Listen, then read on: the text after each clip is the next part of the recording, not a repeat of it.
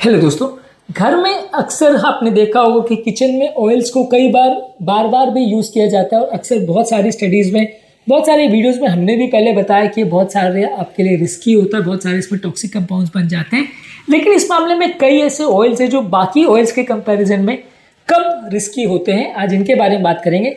Obviously हमारा final verdict या हमारा फाइनल ओपिनियन तो सब ऑयल्स के बारे में यही है कि जितना बने इनको कम ही यूज़ करिए और ऑयल को ज़्यादातर रीयूज़ करना ही अपने आप में ख़राब है।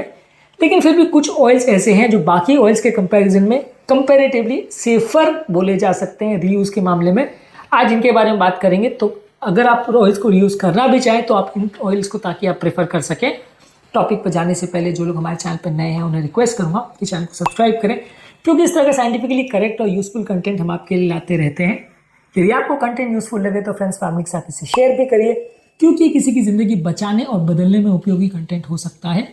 टॉपिक के दौरान कुछ इंटरेस्टिंग साइंटिफिक फैक्ट्स, कुछ प्रैक्टिकल यूटिलिटी की बातें, कुछ साइंटिफिक स्टडीज़ के बारे में आपको बताऊंगा जो आपको ज्ञान भी देंगे और हैरान भी करेंगे। और यदि आप हमारे साथ एंड तक बने रहते तो इस मामले में हमारा फाइनल वर्डिक्ट और ओपिनियन क्या है, हमारी ओपीडी की कुछ किस्से कहानियाँ भी आपको बताऊंगा, इसलिए बने रहिए हमारे साथ एंड तक। चलिए शुरू करते हैं एक इंपॉर्टेंट कंटेंट। क्या आपके घर में भी कोई ऑयल रीयूज़ किया जाता है या एक बार यूज़ करने के बाद उसे प्रिजर्व कर दिया जाता है? कमेंट सेक्शन में लिख कर हमें बताएं। इस मामले में हर ऑयल सेम नहीं होता है। यदि आप सैचुरेटेड या मोनो अनसैचुरेटेड ऑयल जैसे घी, रिफाइंड कोकोनट ऑयल और मूंगफली का तेल यूज़ करेंगे तो ये कंपैरेटिवली हीट को ज़्यादा बेटर टॉलरेट करता है सोयाबीन ऑयल, सनफ्लावर ऑयल और कॉर्न ऑयल के कंपैरिजन में। जो आप अनसैचुरेटेड ऑयल यानी पॉली अनसैचुरेटेड ऑयल्स को अगर रीयूज़ करते हैं, रीहीट करते हैं, तो वो ज़्यादा जल्दी ऑक्सीडाइज होते हैं, ज़्यादा खराब होते हैं as compare to ghee, refined coconut oil, peanut oil. तो इस मामले में घी या मूंगफली का तेल या नारियल का तेल कंपैरेटिवली बेटर ऑप्शन हो सकते हैं। यदि आप उसको बार बार रीयूज़ करना भी चाहें तो ये ऑयल कम खराब होंगे, क्योंकि सैचुरेटेड है और उसमें ऑक्सीडेशन उतना ज़्यादा नहीं होगा। अनसैचुरेटेड जितना ऑयल होगा उसमें हीट से उतना ज़्यादा ऑक्सीडेशन होगा और उतना ज़्यादा वो टॉक्सिक कंपाउंड्स बनाएगा जो कि बॉडी के लिए नुकसानदायक है। इसके अलावा जो ऑयल्स का स्मोक पॉइंट हाई है वो ऑयल्स को यूज़ कर सकते हैं। स्मोक पॉइंट बेसिकली एक ऐसा टेम्परेचर होता है जिसके बियॉन्ड ऑयल को यदि आप हीट करते हो तो वो खराब होने लगता है, वो एक तरह से धुआं देने लगता है, फ्री रेडिकल्स बनने लगते हैं। तो इस मामले में जो ऑयल्स का स्मोक पॉइंट ज़्यादा है वो हाई टेम्परेचर तो को ज़्यादा बर्दाश्त कर सकेंगे, जिनका स्मोक पॉइंट कम है वो हाई टेम्परेचर को बर्दाश्त नहीं कर सकेंगे। तो 2017 में फूड केमिस्ट्री जर्नल में एक आर्टिकल में दिखाया गया था कि यदि आप कोकोनट ऑयल या घी को यदि यूज़ करते हैं तो वो 3-4 साइकिल डीप फ्राइंग के बाद भी उतना ख़राब नहीं होते, क्योंकि उनका स्मोक पॉइंट हायर है और उसमें उतना जल्दी आपको धुआं नहीं आएगा और उसमें कंपैरेटिवली वो इतने टॉक्सिक कंपाउंड्स नहीं बनाएंगे। तो रीयूज़ करने के लिए इस तरह के ऑयल जिनका स्मोक पॉइंट हाई है उनको आप प्रयोग कर सकते हैं। बार बार यदि आप अनस्टेबल ऑयल्स को बार बार हीट करते हैं तो उसमें हार्ट डिजीज ज़्यादा होता है, उसमें इन्फ्लेमेशन ज़्यादा होता है और उसमें ऑक्सीडेटिव बाय प्रोडक्ट्स ज़्यादा बन जाते हैं। इसलिए बार बार आप किसी ऑयल को ज़्यादा ना यूज़ करें तो ज़्यादा अच्छा है।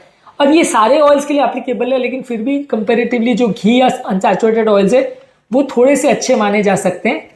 कुछ ऑयल जैसे ऑलिव ऑयल है या पॉली अनसैचुरेटेड ऑयल्स है या ओमेगा 3 फैटी एसिड में रिच ऑयल्स है, ये बहुत ही लो स्मोक पॉइंट के होते हैं। तो इनको अगर आप हीट करेंगे और बार बार अगर हीट करेंगे तो ये बार बार खराब होंगे और इसमें बहुत ज़्यादा टॉक्सिक कंपाउंड्स बनेंगे।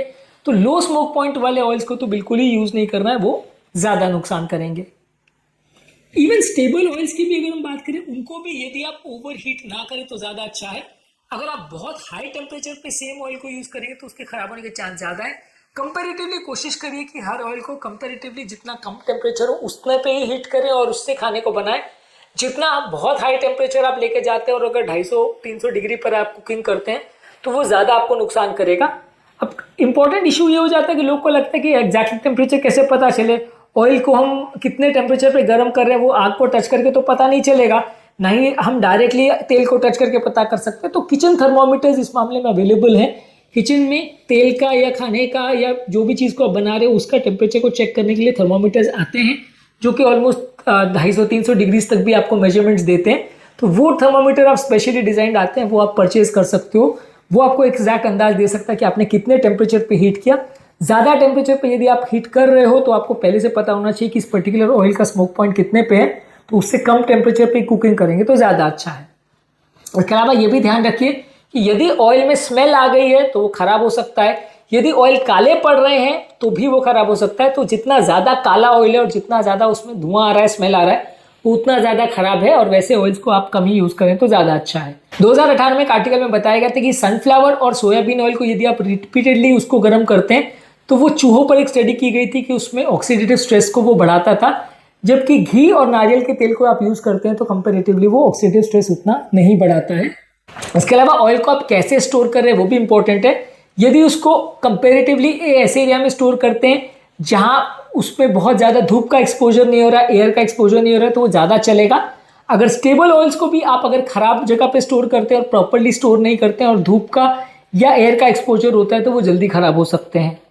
इसके अलावा आप कुकिंग कैसे कर रहे हैं वो भी डिसाइड करता है कि कैसे आप कितने बार ऑयल को यूज़ कर सकते हैं। यदि आप डीप फ्राइंग कर रहे हैं बहुत हाई टेम्परेचर पे तो वो ज़्यादा आपके चीज़ों को खराब करेगा as compare to shallow frying या सॉटेइंग। अगर एक बार भी बना रहे हैं और बहुत ज़्यादा मात्रा में हाई टेम्परेचर पे डीप फ्राई कर रहे हैं तो वो जल्दी खराब होगा। शैलो फ्राइंग ज़्यादा चीज़ों में आप प्रीफर करें तो वो कंपेरेटिवली कम नुकसानदायक तत्व बनाएगा।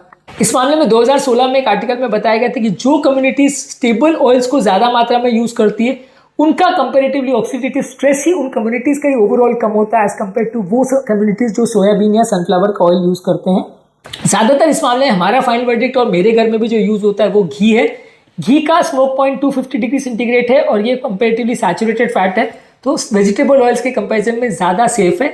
इसके अलावा मूंगफली का तेल भी मोनोअनसैचुरेटेड फैट्स में रिच है और वो भी स्मोक पॉइंट अच्छा देता है तो वो भी कंपेरेटिवली स्टेबल मान सकते हैं। रिफाइंड राइस ब्रांड ऑयल भी कंपेरेटिवली रीयूज फ्रेंडली है और इसमें थोड़ा सा हीट स्टेबिलिटी है। हालांकि हम रिफाइंड ऑयल को कोई भी बहुत ज़्यादा रिकमेंड नहीं करते, लेकिन ये यूज़ किया जा सकता है रीयूजेबिलिटी के हिसाब से। रिफाइंड पाम ऑयल भी कंपेरेटिवली हीट स्टेबल है, लेकिन उसमें प्रॉब्लम ये कि ये अपने आप में इतना खराब है और ट्रांस फैट्स बना सकता है कि ये हेल्थ के लिए बहुत अच्छे नहीं माने जाते हैं।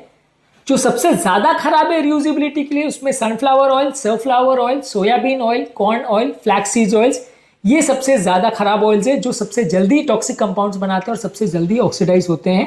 ऑयल का कैसा कलर है, कितना फोम दे रहा है, कैसा उसका स्मेल आ रहा है और कब उसमें बर्न स्मेल आ रहा है, ये एक इंपॉर्टेंट फैक्टर है जो कि डिसाइड करता है कि ऑयल खराब हो रहा है कि नहीं। किस तरह से ऑयल स्टोर कर रहे हैं, कितने टेम्परेचर पे कुक कर रहे हैं, ये सारी चीज़ें इंपॉर्टेंट है जो कि डिसाइड करती हैं कि ऑयल रीयूज के लिए सेफ है या नहीं।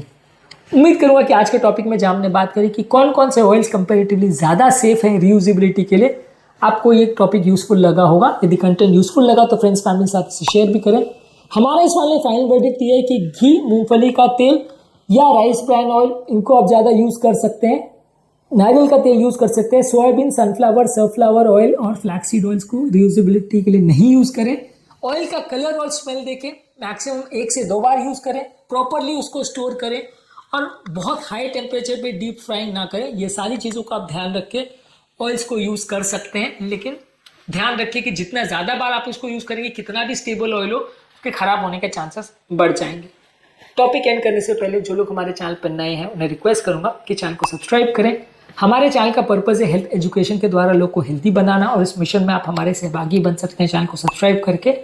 यदि कंटेंट यूजफुल लगे तो फ्रेंड्स फैमिली के साथ इसे शेयर करें, क्योंकि कंटेंट किसी की ज़िंदगी बचाने और बदलने के लिए उपयोगी हो सकता है। आपके कमेंट से हमें जानने में मदद करते हैं कि आपको हमारा कंटेंट कैसा लग रहा है, प्लस हमारे लिए मोटिवेशन और इंस्पिरेशन का भी काम करते हैं। इसलिए वीडियोस को देखते रहिए, शेयर करते रहिए और हेल्थ के सफर में आगे बढ़ते रहिए।